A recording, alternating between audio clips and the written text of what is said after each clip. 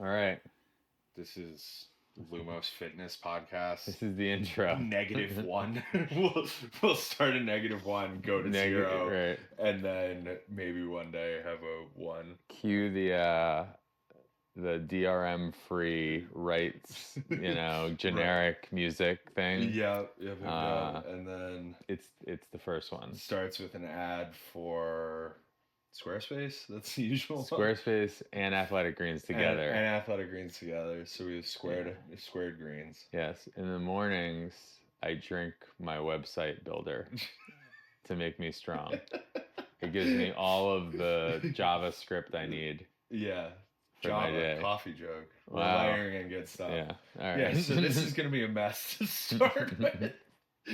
I guess so. This is our attempt at doing some longer form stuff of talking about fitness and expanding on our thoughts because me and Noah generally talk for a while and then we're like, man, we had so many good ideas. If only other people heard them besides me and If you. only we could remember them. If only we could remember them is usually the bigger part of it. But also just give some more insight into what we think about fitness, training principles, life within the gym, probably some crackpot theories on how things work. Me and conspiracy theories. We'll get into that for shot content. And generally, I feel like me and you are like pretty aligned on most things, but also like Yeah, I think we're pretty aligned on. I mean, I can remember from like the first time we ever sat down, Yeah. like your interview, yeah, which was just like I don't know, a Which- 2 hour conversation. yeah. Like aligned with like what's important with fitness.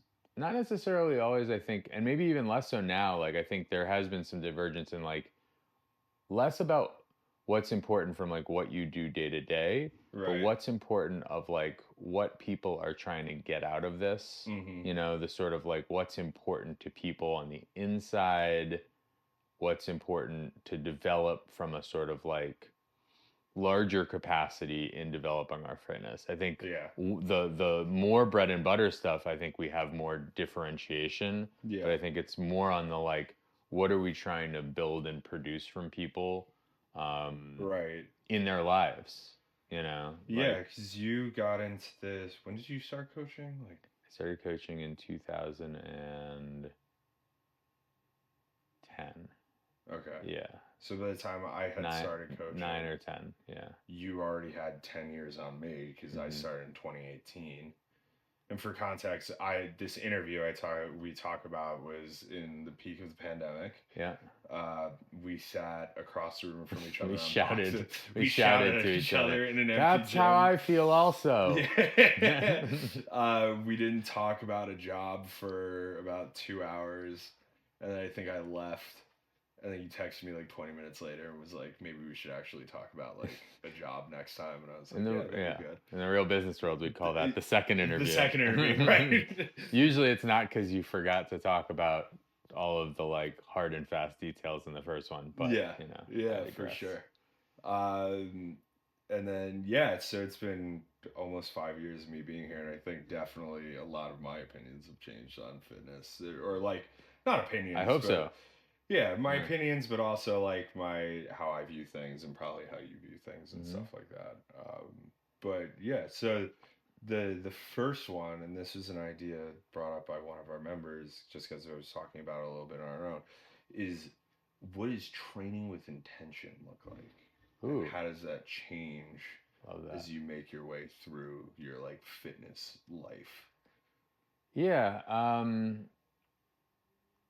I think like I think probably there's like a sort of macro micro to this, and I think that's probably how I think about a lot of things, right? There's like when I approach a day of training, right? There's a sort of like larger context of what do I want this to do, right? Where does this fit into, my larger idea of things? And that can change, periodically based on where you're at. If I'm coming back from an injury, if I'm training for a specific event or a race or something, if I'm going through a challenging time at work or at home, like that macro can change. And so making sure that like the way like I'm aligning my training just from a kind of like as I walk in the door with what I where I'm at Right. is important. And then, you know, sort of micro is kind of like the pieces of it is like what am I trying to get out of this, right? Yeah. Each little piece, right? And I think you're really great about that in your programming for class and for athletes is there's almost never something that's just like, oh yeah, I thought that was cool, right? It all has like, you know, I actually think that there is a little more room for some of that sometimes. Yeah, And for sure. especially again, if that macro right now is like, hey, life is crazy, things like that, you're really stressed. Maybe it's like do some stuff that's like fun and that you think is cool and that you just want to mess around with. Yeah. But at other times, and I think, you know, especially for folks who have competitive aspirations, you know, a goal with a deadline, like a race or a something, knowing that the pieces that we're doing are informing that, and then knowing that each of those pieces has like a, hey, I want you to do these and I want them to feel a certain way. I think with lifting stuff, that's pretty common and pretty understood. Like, Yeah. hey, make it heavy, make it this, make it whatever. I think more often than not, and I think we're getting more and more towards there where people are starting to understand that about conditioning as well, Yeah. right? That it can be trained in that same sort of like progressive, thoughtful manner, that it's not just drain the absolute fucking tank Right. and die on the floor and that's the only way to do it. Yeah. That would be like if every time I lifted a weight I squatted until it basically the Until you weight couldn't. decapitated me, you know. It's like, yeah, you know, this should be hard, this should be this should be repeatable. And I think like that's, you know, that's probably more, you know, that's on the micro side of intentionality. Yeah, I think a lot of it, you know, thinking of like the life cycles of like members here specifically. In the beginning, it's just like get to the gym, Right. like get to the gym 3 times Right. a week, and that's like a big one, right? And that's intentionality. I Yeah, mean, like that's that's enough. exactly Yeah. like that's enough. Yeah. And then, you know, you're here for 6 months, a year. You're like, all right, got that down. I'm here when I want to be, this and that. And then like you get all your newbie gains, things start clicking along the way, and then you kind of get into this place where you're like, okay, now I'm just feeling like kind of going through the motions. So how do I know, how do I know what I should be focusing on? How do I know what I should be like moving my intentions towards, Mm-hmm. and things like that? And I think that's the harder thing to nail down for especially in that like beginning phase where it's not just like getting a general understanding of like how fitness Or works. that anything is pushing like Yeah, growth, you you know. know, and it even gets easier in the later stages of things. Like, you know, I work with a bunch of the competitors, and like their needs are so specific based on the tasks that they're assigned to do. Right. When we're talking about like general fitness, it's a little more vague and a little more to the person. So I Mm-hmm. think like the first bit is like if you're struggling to figure out how to find intentions for what you're doing, like goal setting is like a great navigator for that. Of Mm-hmm. like, okay, do I want to get stronger? Like, do I want to focus on strength? Well, that easily like allows you to sift through things and be like, okay, well, I go into a metcon now. I'm gonna make sure that I could do like, you know, if we're doing back squats in class, I'm coming in know what numbers I'm trying to reach for. Like Right. that's a big part of intentions. It doesn't start once you walk in the door. It starts like, you know, Yeah, like preparedness. the Yeah. preparedness. You know, you can't just like guesstimate what you're gonna do every single time because you get caught in traps of like, you know, oh, I accidentally did my math wrong and I did the same weight I did last week or whatever it might be. And on the conditioning side of things, what it looks like is like, oh, I've been using the same dumbbell for the past 3 years whenever we do dumbbell snatches, not really thinking about Mm-hmm. like it because it's just the one I use, you know? Right, progressing the challenge in that, or right, or like we've talked about, like going a go-to scale, like oh, I always do a knee raise, oh, I always do this. But Yeah. I think also then the next one is like, do we have intentionality over like, yeah, I'm approaching today as I want to focus on this one movement, and the Yeah. overall workout may suffer, like my score, Right. my time, my whatever, because that's not what I am like focused on today, right? My intentionality is about can I do big sets of this movement? Can I do this with great like technical proficiency? Yeah. That's like, that next level intentionality where you've kind of like you've gotten okay with actually like taking the L a little bit with being like, you know Yeah. what? Maybe I won't win the workout. And if that's the only thing that we ever care about, that's a very like CrossFit 1.0 thing, Yeah. right? The goal of every day is to win. And it's like, if the goal of every day is to win, it means that I can never really, I'm always keeping my head above the water and I can never focus on like, how am I going to win in a year? How Yeah. am I going to win in 2 years? Like, I'm Right. just like, it's a defensive posture. It's a sort of like survival kind of thing. Yeah. And then you see people who look like they've been working out in survival mode for For a a long year. They time. just look like they're fighting zombies, Yeah. Oh my gosh. I see it a lot, especially when I have people come to me for like IPD or they move in to compete afterwards where they don't have a leaderboard to go off of. And like I have the advantage of being very prescriptive, being like, today's all about moving the 35-pound dumbbell instead of the 30, right? Mhm. I get to do that decision making, which is a lot easier for me because my entire job is to analyze things. In group class is a little bit harder, but I think we do a good job of like at least starting that conversation with the target shooter method thing, Yep. right? Where it's like, Taught to me by Adrian Hernandez of Core CrossFit in Phoenix, Arizona. shout out to Adrian wherever you In are, man. 2009, I think. Yeah. Oh, what a fun time. He's a fire chief in Phoenix. I was a Yeah. junior in high school. I was still solely focused on playing trombone for the rest of my Nice. life. I had never done a squat before. Yeah, so for those who maybe didn't go through foundations with us or did it so long ago that they don't remember, but it's essentially the concept of there's 3 targets lined up, and if we were good at this already, we'd like insert a graphic here, but I could do that. okay, you could do that. Yeah, here. Sure. Yeah. We're like, Fix it in post. there's 3 targets. Yeah, we get to say fun stuff like that now. This is a dangerous thing we've been given. And I wrote an article on this before, and link in the comments. Look at that. Link in the, Fucking born. I'm a born dude, YouTuber we're right so here. good at this. Watch out, Mr. Beast. Shout out to our 3 views we'll get on this. But the concept being like, there's 3 targets set up. First one, all the shots are like right on the bullseye. The second one, most of the shots are within the target. There's maybe one outside of one it, out, yeah. right? And then the third one, most of the shots are outside of the target. Maybe one is in. Yeah, I even do like 50-50. Yeah, or 50-50. Yeah.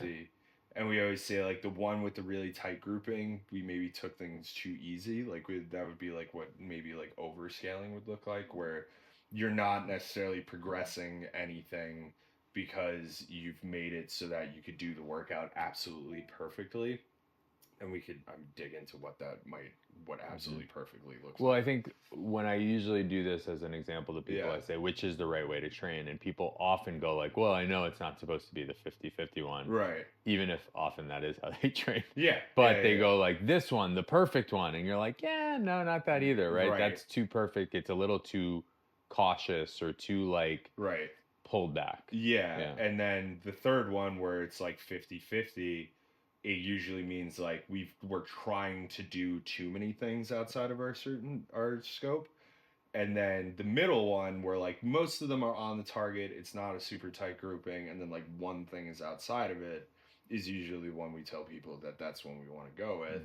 And at least I usually explain it like in every Metcon or training piece that we do, we want to make one aspect of it intentionally challenging, because that's how you create progress. And that could be whether it's the weight on a bar, the scaling option for a gymnastics movement, or just like the intensity you bring to a workout. Intensity, volume. I think a lot of times of like, you know, hey, I can do this, but like I'm going to really try to reach and do big sets of dumbbell snatches. Yeah. Like, you know, I'm not just going to like, I mean, that's probably the thing I struggle with the most. Like, I'm great at breaking stuff up. Yeah. But like, you know, being like, you know what, I'm going to do 30 of these and not put it down. Yeah. Like, and it's going to kind of suck and hurt.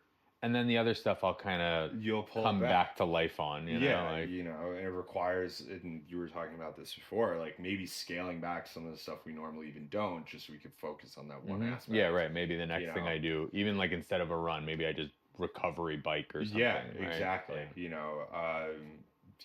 for loading, that would look like if you're like, okay, I want to do, I don't know, take one of the battery workouts we've done recently where like I want to use these weights, so I'm just going to scale back instead of doing a 200-meter run and run hard like I normally do and use the lighter bar just to be faster. I'm going to use the heavier stuff, and instead of doing that 200-meter run, like you said, I'm just going to do a minute on the bike at a pace where I can recover so I could actually focus on the loading part Mm-hmm. of it, right? Yeah.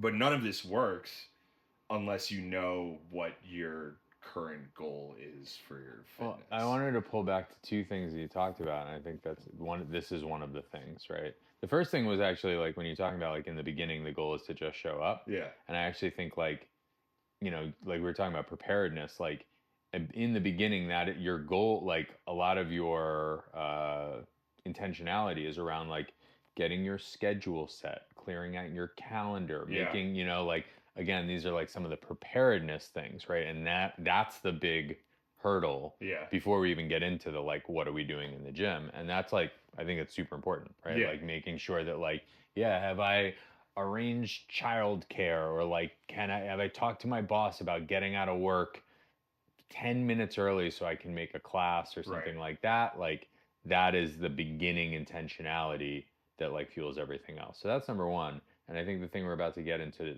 to now is like what happens when somebody's like, is like working backwards from your goal to your intention, Yeah. right? Because I do think sometimes, like we were talking about this last week, where people sometimes like they have a purported goal that like their training is not supporting, right? Right. So they say like, oh man, all I want to do is X, right? I want to compete, or I want to look a certain way, or I want to whatever.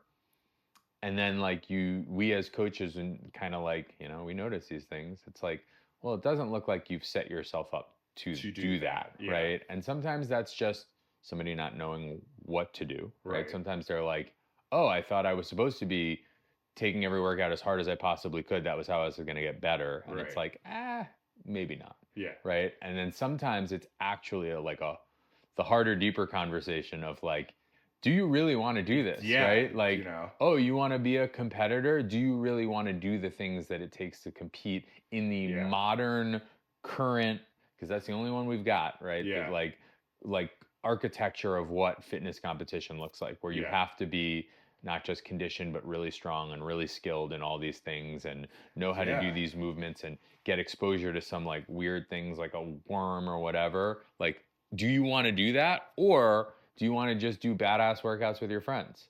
Right? Which is also valid. If you want to do badass workouts with your friends, that's cool. I think that's awesome. Yeah. That's why I got into this. But don't like we are past the age where that is the like enough to compete. Right. Right? Like exactly. there was a brief window where that was it. Like you Yeah. could do badass workouts with your friends, and then I mean at that point the CrossFit Games was basically the biggest badass workout with your friends. Right. That ship is well sailed. So sailed. Yeah. Yeah, I mean that's a huge point. It's like, dude, like understanding the commitment to the goal you set for yourself. Like, you know, I mean, you've probably seen this a million times. I see it all the time. It's like, okay, well, I really want to work on getting stronger. Yeah. And like nutrition is not like we're like, and like we're not eating to support that. We don't. We kind of passively do the strength stuff. Yeah. Yeah, we sleep Right. 3 hours a day. Sleep like, or like, do squat, and then the next day are doing metcons and things like that that are pulling from my like ability to express strength. Yeah. Yeah, I'm gonna say something very controversial right now. Okay. It's gonna be super important because I've said this for a long time and it needs to be said. The best way to get better at CrossFit is to not do CrossFit in a way. And what I mean by that is because CrossFit is like an all-encompassing term. Right now, Steve Fiorentino is punching the air somewhere. Steve, yeah, you can come at me. Like one of the weasels in Roger Rabbit. His soul is leaving his body, and he's trying to like pull it back in. Yeah. What I mean by that is like you could still do, but like something has to give in order to like excel in another place, right? Like to use the competitors mainly because that's the arena I work in. When we're doing like when our season is focused on strength, they're doing like 4 days of mostly strength stuff Right. and maybe 1 day of conditioning, and that conditioning is like from a contraction standpoint, lower amount of contractions. It's mostly just breathing, just to simulate their aerobic system. Right.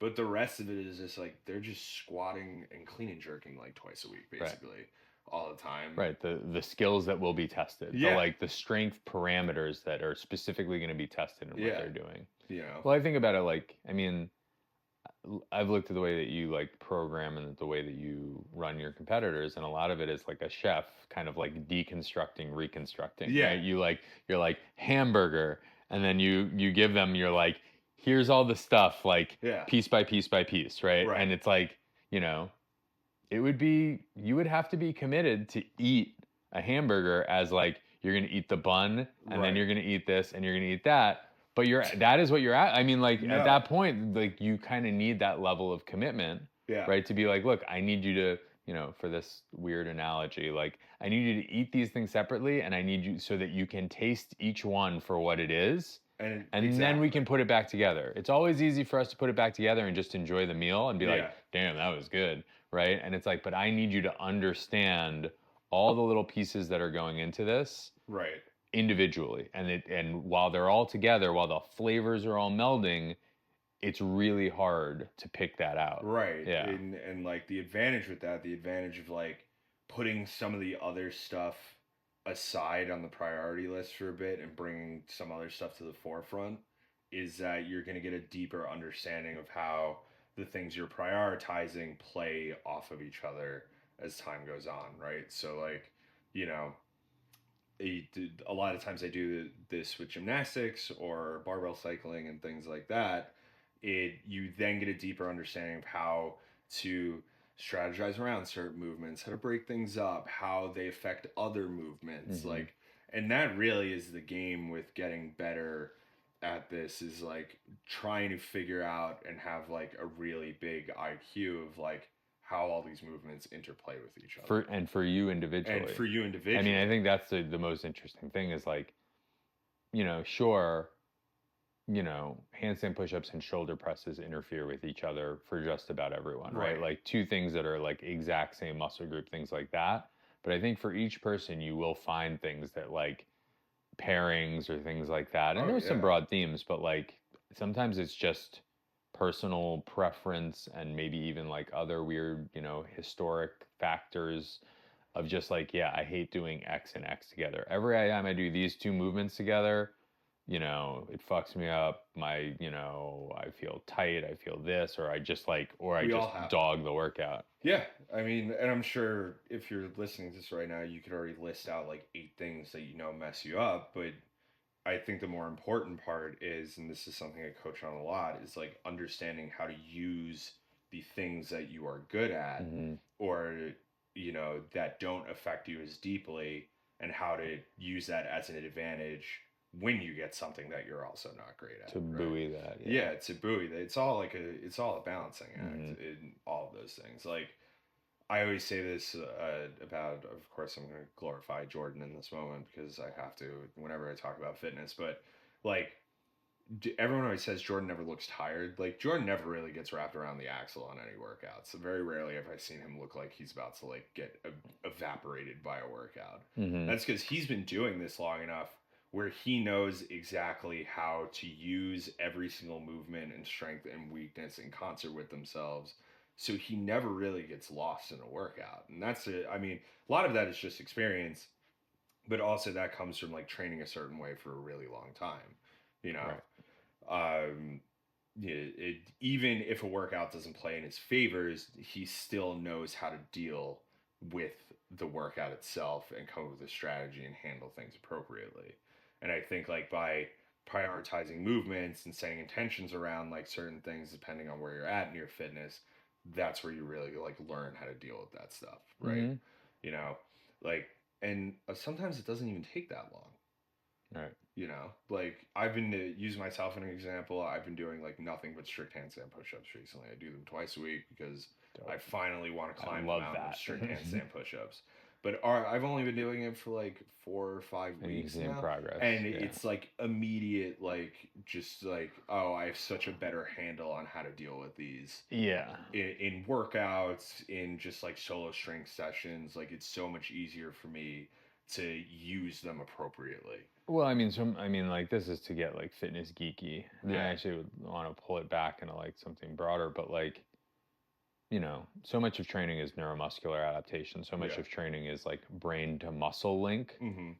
and those things happen quickly, Yeah, right? So if we can just like expose ourselves like, again, this is like the practice side, right? This isn't yeah, necessarily training. This is practice. This is like just having exposure to these movements consistently enough that like link stays sharp. For some people, for some movements, that link just is like auto sharp, yeah, right? Like everybody has something that just like they picked up well the first time. It mm-hmm. felt right, right?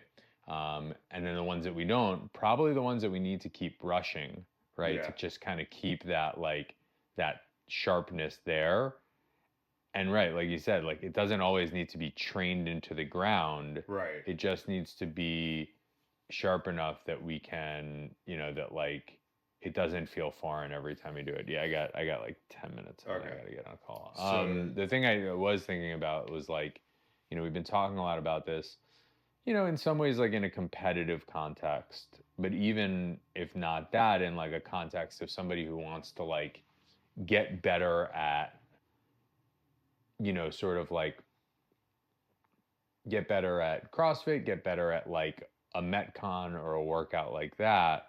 And it's like, well, what does intentionality look like if we even step back from there? If it's somebody, I mean, we talked about a little bit with like a beginner, but this could even be, this doesn't need to be a beginner, but like, what does intentionality look like for somebody who, when your goals are more like, you know, staying healthy, moving well, things like yeah, that, right? Like not and the overarching goal isn't necessarily like, yeah, I want to be able to do more toes to bar or something like that. yeah, Um, those might be part of those might be part of actually like, what gets you to the goal that you want, right? I want to yeah, be limber and have, like sort of like again the pieces of fitness, a healthy midline and things like that. right. And this is a tool for that, but it is not the goal. So what do you like think So intentionality looks like then? I think if you're like if you're coming into the gym every day and doing group class,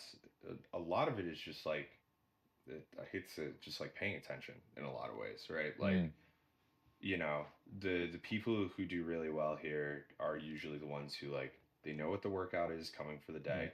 They have an idea of what like loading, what scaling they right, want to do day in and day out. um, they have an idea of where they want their fitness to be at right, a certain point, mm-hmm, because like vague doesn't work a lot of the times. right, At least in my experience of like, we have members who are always coming in like, I just really want to work on my pull-ups, and they're here every time we do pull-ups, and that's awesome. Like that's great. I or they, I mean, I would say what we get, what's a little more often is I want to have pull-ups or I want to be good at pull-ups right. and aren't here to work on the bullet, Sure. That's like, also a thing. That's a problem. again, well, it's a difference between a process goal and an outcome goal, Yeah. right? I want to work on my pull-ups, great goal. Yeah. I want to be good at pull-ups. Kind of vague. What is good? Yeah, I mean, like that's like, right. So like focusing on the things that are going to get me there. Yeah. And I like the idea of like prepared. Again, it's like this Yeah. preparedness of like, don't waste your time, Yeah. right? Don't squat the same weight you squatted last week. Don't do, Yeah. like, because then you're just coming in and just like, again, there are times where it's totally, I think, valid to be like, yeah, I just want to go and move for an hour. I do that Yeah. a lot. And to But, that's probably not going to move the larger needle forward if right. that's what you're looking for. Yeah, I always, I generally tell people like set objectives within your workouts. Mm-hmm. It usually brings a little bit more mindfulness to what you are doing that day. Yeah. And then you could also like go a tier deeper, similar like the target shooter thing we were talking about, and layer that in, being like, if you are want to get better at your gymnastics, like focus your metcons on your gymnastics. Choose the more difficult scaling option. pull everything else back. Right. If it's the loaded movements in your metcons, Right. choose a little bit heavier weight. Scale some other stuff back so you can focus on that. If you want to work on your conditioning, scale things back so that you could actually achieve the stimulus of that conditioning. And a lot of that comes down to, if you don't know what that's supposed to be, ask your coach. Right. You know, ask who's in it. We all know what the workout's supposed to feel like, what is challenging for you, probably from a loading standpoint, what a little bit more difficult on the gymnastic side looks for like for you. If you know, that's awesome. But if you don't know, like, that's the purpose of why Or we're even if you here. like don't totally know, you're like, oh, hey, I want to do this workout today and I want it to like help me get better at X. Like, what should I, how do I do that? Like, how do Yeah. I go about that? Coaches can help you on that too, of this sort of like, yeah, make sure, for this, you try to do a big set. You try Yeah. to do this, you try to whatever, or you try to do a scale, whatever that is. I think the nice thing about that, again, this is that process outcome thing, is like, if you focus on one piece of whatever you're doing that day, Yeah. as like, here's what I want to really do well at, you will succeed. Like, you can succeed and leave feeling like I did my job, I executed the plan, Right. even if the larger thing didn't end up exactly where you wanted, Yeah. right? You can have this like goal within a goal, right? Yeah. Because I do think, especially if we're talking about working out in a sort of like competitive-ish setting, things like that, Right. people are always going to have something of one eye, either on like the overall numbers or at least their own expectation, like, ooh, I should be able to get 3 rounds in this workout, something like that. Yeah. And I mean, you do it long enough and you're going to get disappointed with that somewhere. Yeah. But if you can also have something nestled within there of this, Right. like, and I want to do all my X, unbroken, and I want to keep this thing under this, or try this new, step up in skill for a movement, and you can execute that, even if the other thing goes a little like rocky. Haywire. It's Yeah. good. Yeah, like maybe I didn't get the best time or the time that I was looking for on this workout, but I did do all my power cleans at 95 rather than 85 in this workout, Hmm. and that's huge. Like, that's a win in itself. And the more you keep doing that, especially if you're here with like frequency, like, that adds up like pretty fast. And there's too much in a lot of the things that we do. It's just like a life lesson, right? Here we go. There's too many things in like a lot of Buckle the up. things we do in life to have control over, Yeah. right? To be like, I am perfectly in control of all the things that are happening to me. So it's in that sort of like focusing on the like, here's one thing I do have control over. Yeah. Can I do that well? Right? Like, I know I can, make sure I hang on to the bar for, sets at X, pull-ups or whatever it is. Do I have perfect control over the way that those pull-ups, the run, the thrusters, the this are all gonna like, again, meld together and like leave me feeling a certain way? Often, like, you less than you think. Yeah. And the more, and So again, often in and the my more world. complex the workout is, and if you've never done it before, and depending on the situation, if there's a bunch of people and you're trying, whatever, Yeah. less and less and less control. So if Yeah. we can kind of like claw back one piece of control, one piece of, and it's not like I'm a hyper controlling person, but like one thing that we can say, like, this was mine, Yeah. like, and I had a goal and I had a this, and like I was able to do that, because that was the thing that I could do, like making that smaller. Mhm. I mean, maybe that's really like, if we like distilled all these different things, like of intentionality, is like finding the things that you can legitimately control, Mhm. and or legitimately like set goals, and like, that are actually, again, like within your power to make happen. Even if we bring it back to the scheduling thing, like, Yeah. you can say, I'm going to put this into my calendar that I'm going to work out Monday, Wednesday, Friday. That's within your control, right? Like, what's not within your control is like a larger, like, thing, things that like, work might blow up, this, that, the other. Right. Like, those are the things that are outside of that. So you can't say like, I'm going to feel, I'm going to work out 6 days a week or whatever. Maybe in the beginning it's less than that, like, it's finding the things of like, what can I actually set, hold, accomplish in a workout, in the larger thing, and then like, I can feel good about that. I can feel good, like, hey, I made it to, the gym X times, right? Or more micro, like I was able to do this the way I wanted it to like look. Yeah. 100%. I have to run. Yeah. Do you think? I like so this maybe is just going to be these are just going to be podcasts on one topic at a time because we can talk about the smallest thing. Yeah, I mean that's I think it's good. Yeah, it's cool. Like, you know, I think it's a cool thing if it's like, hey, you know, how do you hold the pull-up bar? And it's like an hour later, it's like there is no way. You hold it with your soul. Intentions are false. You hold it with your first. Yeah, you have to want to hold it. First, you gotta wanna. Yeah. After you want to hold it, then you can get into how your hands hold it. But that's way down the line. That's deep into theory at that point. All right, cool. All right. Yeah, we're gonna try and do more of these. Who knows what they'll look like soon? It might be me and Noah. It might just me screaming into the microphone. We're gonna try and get the other coaches to sit down and talk to me. Yeah, tell us if you like it. Yeah, maybe we do like gives us ideas. Like an AMA. Yeah. Oh yeah. Like ask the coaches anything. Yeah. Yeah. If there's something you want to know about. Yeah. If there's a hot button. We'll dish on it. Yeah. We'll dish. Who is the best at fitness? I feel like there's a. What animal? What is the